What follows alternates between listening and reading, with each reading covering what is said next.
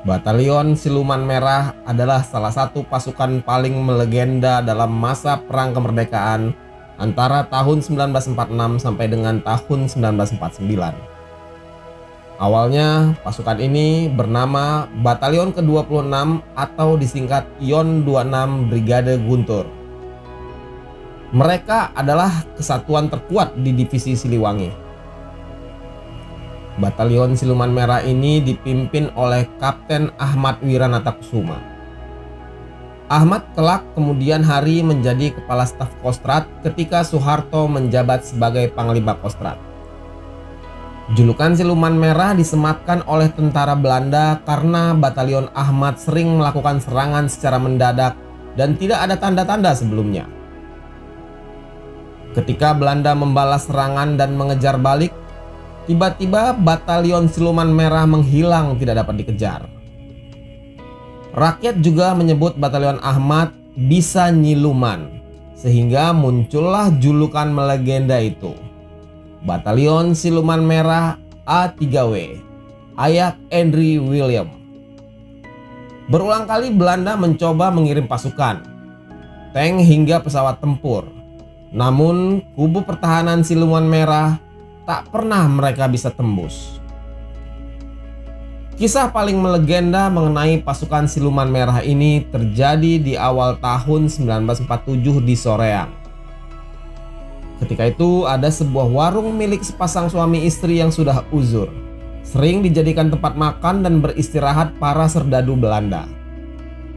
Mereka melepas lelah di warung itu sehabis patroli ke pelosok desa. Tanpa sepengetahuan serdadu-serdadu itu, Ahmad, sang komandan Batalion Siluman Merah, menyamar di warung itu sebagai pelayan. Dia berpura-pura menjadi pembantu pemilik warung.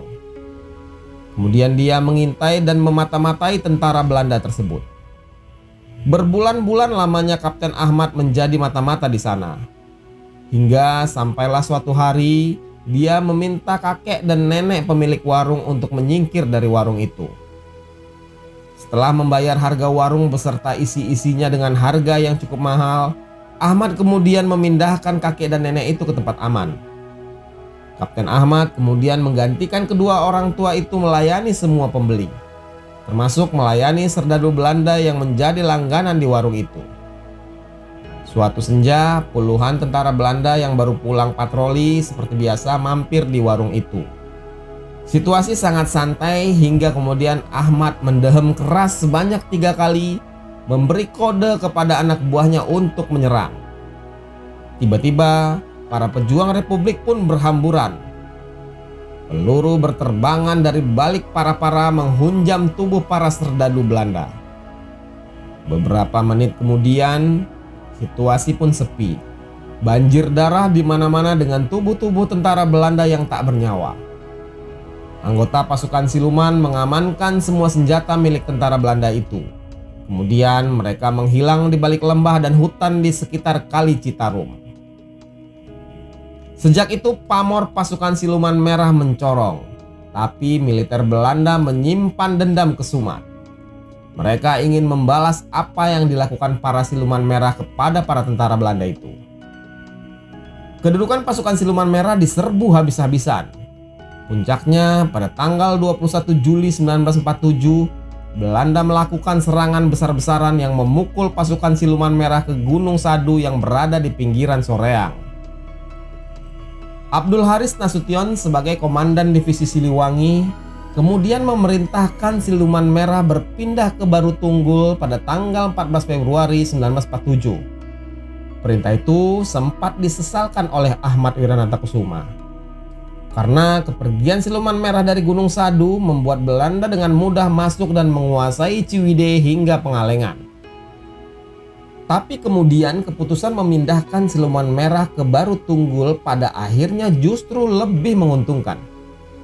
Wilayah tersebut merupakan sebuah lembah dengan hutan lebat, diapit 2 benteng alami, yaitu Gunung Sepuh dan Gunung Takbak Ruyung. Medannya yang curam dan selalu berselimut kabut menyulitkan pesawat-pesawat Belanda untuk mengintai maupun mengebom.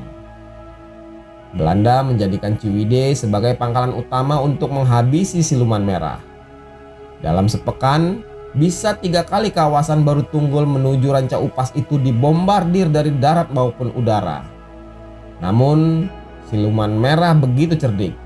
Mereka memanfaatkan gua-gua di sekitaran Baru Tunggul untuk bersembunyi ketika Belanda menyerang. Kadang Belanda melakukan serbuan kilat ke wilayah itu, namun berhasil ditangkal oleh pasukan siluman yang menang secara posisi. Mereka menghujani tentara Belanda dari atas tebing-tebing. Pihak musuh mulai frustasi karena upaya mereka tak berbuah hasil yang sesuai harapan. Barulah pada 24 Juli 1947, Belanda menambah pasukannya dari Resimen Prinses Irene dan Stoottroepen serta 4 pesawat Mustang. Akhirnya Baru Tunggul bisa direbut. Tapi kemudian kemenangan Belanda itu hanya bertahan 10 hari. 10 hari kemudian, siluman merah kembali mengambil alih Baru Tunggul. 3 Agustus 1947, pasukan siluman merah kembali berhasil mengambil alih Baru Tunggul lewat suatu pertempuran yang sangat hebat. Lalu siapa sebenarnya sosok komandan hebat di belakang pasukan siluman merah ini? Ahmad Wiranatakusuma lahir dari keluarga terhormat di Bandung. Ayahnya, Raden Arya Adipati Muharam Wiranatakusuma, adalah seorang Bupati Bandung. Sementara ibunya berasal dari keturunan Bupati Sumedang. Oktober 1945, Ahmad yang mempunyai latar belakang kepanduan kemudian mendirikan kesatuan tentara dengan jumlah kurang dari 200 orang. Untuk seragamnya mereka gunakan karung goni tipis yang didapat dari wilayah perkebunan. Setelah siap, kemudian mereka bergerak ke Soreang dan bergabung dengan Resimen 9 di bawah pimpinan Ganda Wijaya yang bertugas di Bandung Selatan. Ahmad berhasil menduduki lapangan terbang Andir. Dia berhasil menawan dan melucuti senjata tentara Jepang. Ketika pihak sekutu mengeluarkan perintah agar rakyat meletakkan senjata dan mengosongkan wilayah Bandung, rakyat tidak takut. Lalu terjadilah peristiwa Bandung Lautan Api. Ketika itu, Ahmad ikut mundur ke Bandung Selatan sebelum ikut meluluh lantakan Bandung agar tidak dikuasai tentara sekutu. Tidak hanya berhasil membungkam Belanda, Ahmad dan pasukannya juga ikut andil dalam menumpas pemberontakan PKI di Madiun di tahun 1948. Pasukan ini menjalani banyak peristiwa penting di divisi Siliwangi. Mereka juga ikut hijrah ke Jawa Tengah dan long march kembali ke Jawa Barat. Ahmad Wiranatakusuma bahkan memimpin rombongan terakhir dan terbesar yang mencapai 2.500 pasukan. Dalam perjalanan yang panjang itu, dia bersama pasukannya harus menghadapi 2 musuh sekaligus, yakni Belanda dan DITII pimpinan Kartosuwiryo. Tak hanya itu, Ahmad dan pasukannya juga terlibat dalam penumpasan gerakan Republik Maluku Selatan. Dia juga menghadang pemberontakan Angkatan Perang Ratu Adil yang dipimpin oleh Kapten Raymond Westerling. Berbekal pendidikan di Amerika Serikat, membuat Ahmad menguasai strategi militer sehingga ia pun dipercaya untuk menyusun strategi infiltrasi di Irian Barat dengan membangun Caduat atau Cadangan Umum Angkatan Darat yang kemudian berubah nama menjadi Kostrad.